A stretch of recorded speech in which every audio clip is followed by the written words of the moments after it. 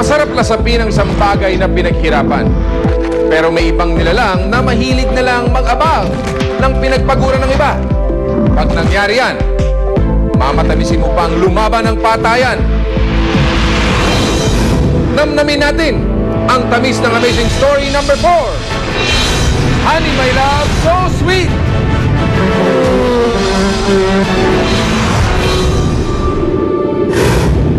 Sa kakahuyan sa Minnesota, may isang insekto na may kakaibang chemical weapon. Isang buong army kung lumaban ang mukong na ito. At kahit sino pang predator, kaya nilang patumbahin.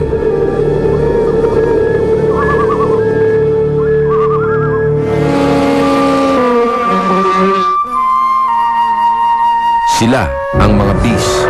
Nangongolekta sila maghapon ng mga nectar at ginagawa nila itong honey. Sa walang laman na kahoy nila, dinadala mga ito.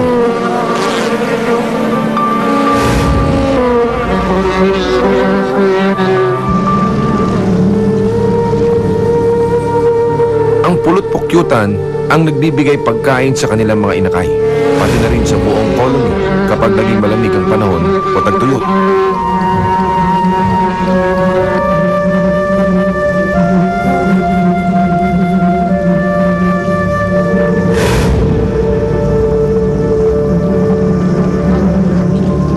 Kapag maraming pagkain, marami ding masibang nag-aabang. Katulad ng black bear na ito, mahilig siya sa matamis. Hindi pa siya nakakaengkwentro ng bubuyog o putakti, kaya hindi niya alam na dedepensahan ng mga ito ang kanilang pulot. Ang pangangagat ang kanilang panlaban sa kaaway. Isang sakripisyo ito para sa kanila. Dahil sa oras na mangagat sila, hindi nila mahihila ang kanilang barb sting. Naghihiwalay o nabibiyak ang kanilang katawan.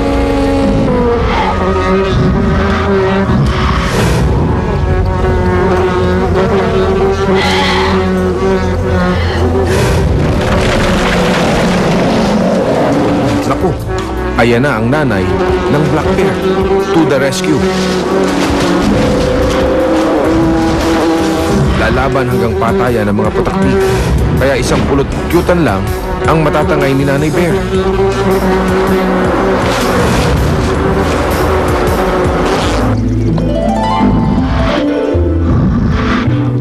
Habang nilalantakan ng mag-ina ang matamis na honey, ito ang mga putakti at nawindang ang kanilang bahay.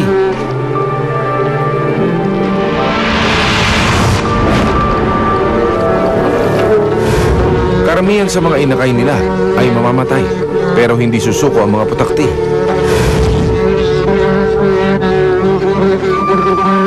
Ililigtas nila ang ibang inakay at kakainin nila ang mga honey at iiimbak sa kanilang mga tiyan.